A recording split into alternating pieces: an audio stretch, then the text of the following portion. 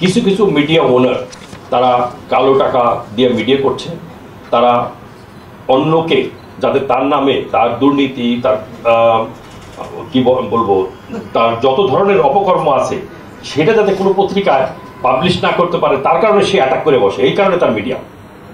এইটার ব্যাপারে আমার ওপিনিয়ন কি, এটা কামাল ভাই তার বক্তব্য বলেছেন।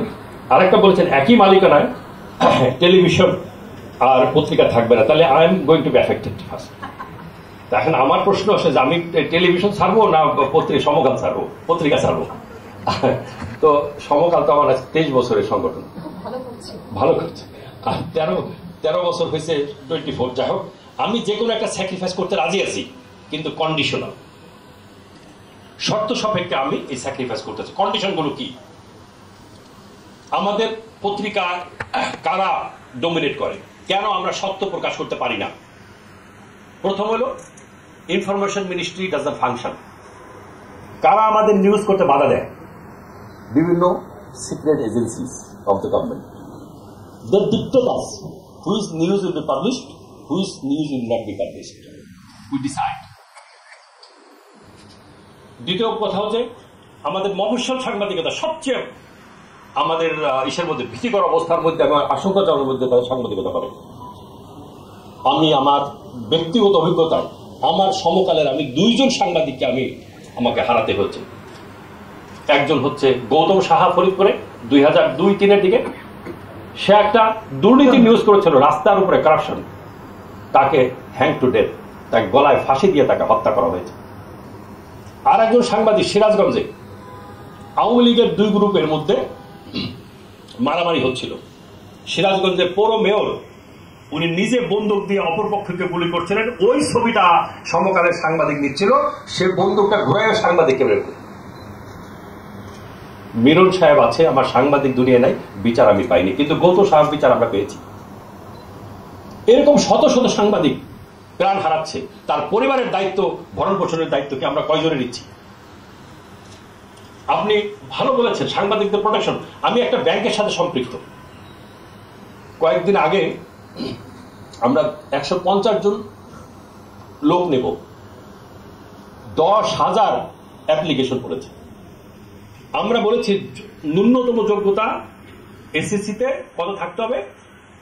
4 এর মধ্যে 3.75 থাকতে হবে, 5 এর মধ্যে 4.75 থাকতে হবে। That is the minimum requirement. তারপরে 10,000 অ্যাপ্লিকেশন। কেন? ওখানে চাকরির নিশ্চয়তা আছে, রিটায়ারমেন্টের ফ্যাসিলিটি আছে, প্রমোশন আছে। সাংবাদিক আজকে যদি বলেন ভালো সাংবাদিক কয়জন আমরা পাই? বিকজ কোনো ফিউচার নাই এখানে।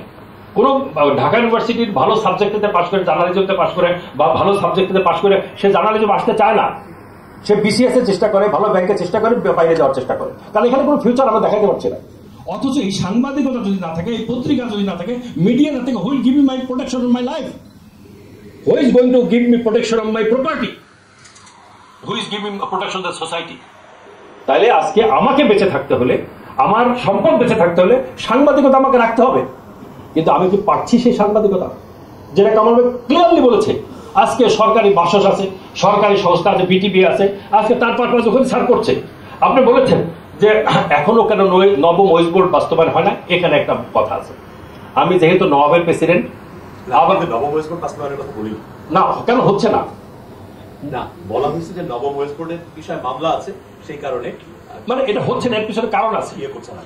কারণ আমাদের প্রেস কাউন্সিল একটা, এটা কি বলবো, পঙ্গু প্যারালাইজড অর্গানাইজেশন, এর কোনো ভূমিকা নাই। সরকারের আজ্ঞাবহ একটা প্রতিষ্ঠান, সরকার যেভাবে একজনকে নমিনেটেড বসায়, সে যেভাবে চায় সেভাবেই ওখানকার ভাজন হয়। তাহলে আপনার আমার প্রোটেকশনটা দেবে কে? একজন সাংবাদিক ক্রাইম করলে তাকে ডিজিটাল অ্যাক্টে কেন জেলখানে জীবন দিতে হবে? মুশতাক আহমেদের মতো লোককে কেন জীবন দিতে হয়েছে? কি অপরাধ ছিল মুশতাক সাহেব? এই কথা নিয়ে কেউ কখনো কথা বলেছি? কথা বলার মতন কারো অবস্থা ছিল না। তাহলে আজকে যে এই 16 ধাপ আমি এগোতে পেরেছি, কখন? Because this interim government. After certain time election is going to take place, political government is coming. প্রত্যেকটা পলিটিক্যাল গভর্নমেন্ট তারা কি এই রিফর্ম নিয়ে কথা বলেছে? আমি মনে করি, আমি কামাল ভাই যেটা বলেছেন আমি তার সাথে 100% একমত। এই যে রিফর্মের সরকার করেছে, এগুলো এক্সিকিউট করার দায়িত্ব সরকারের। তথ্য মন্ত্রণালয় উচিত সমস্ত স্টেক হোল্ডারদেরকে সাথে মিলে এগুলো যত দ্রুত সম্ভব অর্ডিন্যান্সের মাধ্যমে বাস্তবায়ন করা। না হলে এটা এই পেপারের মধ্যে পেপারই থেকে যাবে, এটা আলোর মুখ দেখবে না।